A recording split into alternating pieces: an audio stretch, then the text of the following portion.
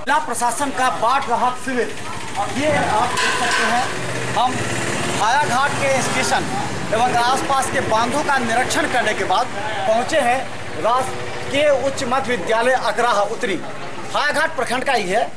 और यहाँ पर हम आपको बता दें 400 के आसपास लोग, कभी 50 कम या ज़्यादा यहाँ पहुँचते हैं। सरकार जो इन लोगों को खाने की व्यवस्था की है, यहाँ पर खाना की व्यवस्था की जाती है। और हम आपको दिखा दें किचन है, इस किचन जो कम्युनिटी किचन है, सामुदायिक भवन, जहाँ पर जो स्कूल में अंदर खाने की व्यवस्था की गई है। और ये चावल है, आप देख सकते हैं, अभी रहता है तुरंत बना है चावल।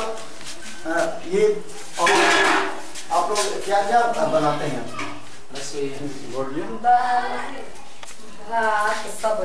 अच्छा, कितना कितना लगाते हैं अंदाज? 30 किलो 40 किलो, अभी तो बहुते बने हैं के। अच्छा, 1 कुंटल दूसाज। अच्छा, दिन में चावल दाल सब्जी? हाँ, दिन में चावल दाल सब्जी, रात में खिचड़ी। कितना आदमी तक खाता होगा ये?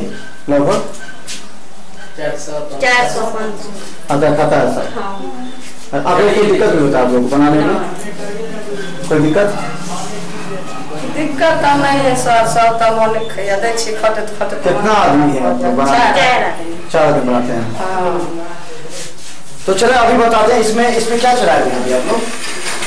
सोयाबीन है, आलू सोयाबीन का सब्जी है। हाँ।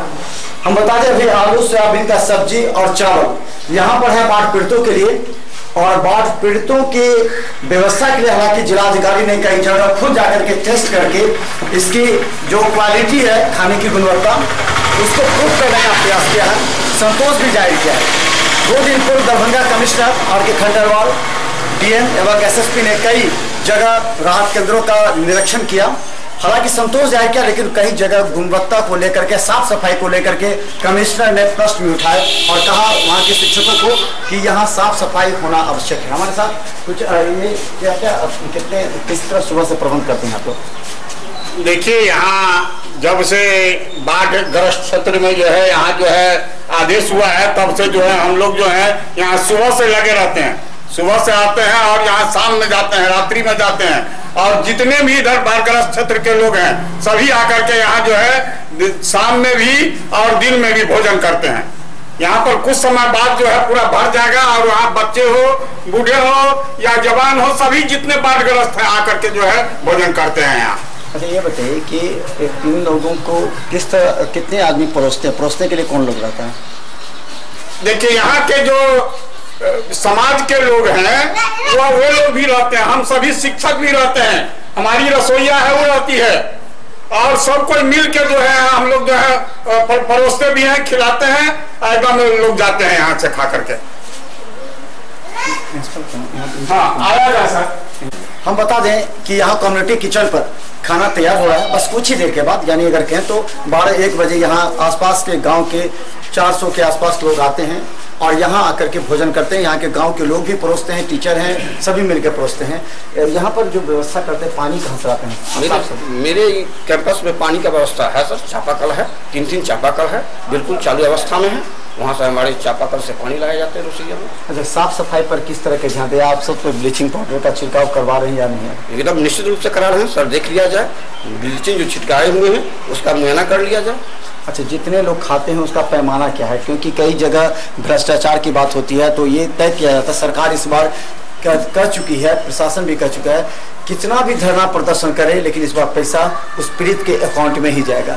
जहां भी भोजन होता है वहां पर लिस्ट तैयार की जाती है ताकि ये हर केंद्र पर मालूम हो कितने लोग बाढ़ पीड़ित हैं। हम बता दें जिलाधिकारी के कथनानुसार 164 जो पंचायत है पूर्ण रूप से बाढ़ प्रभावित है, जबकि 56 जो है सो आंशिक रूप से है।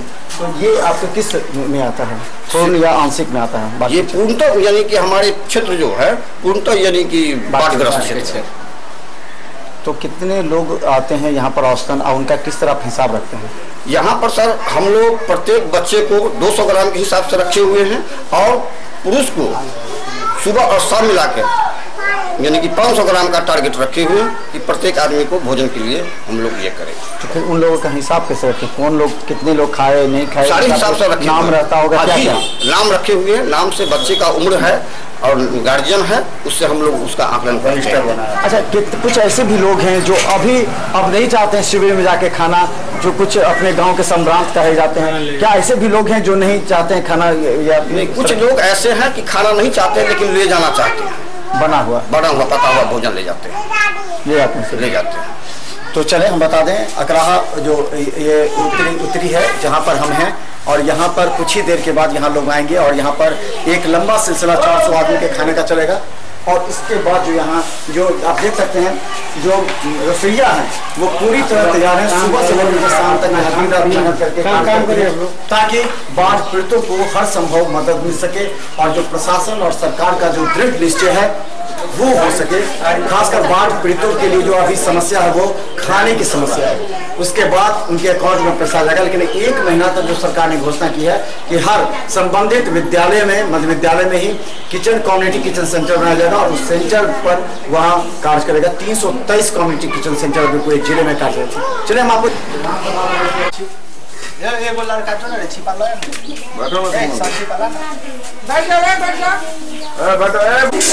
थाली के साथ जो छोटा छोटा बच्चा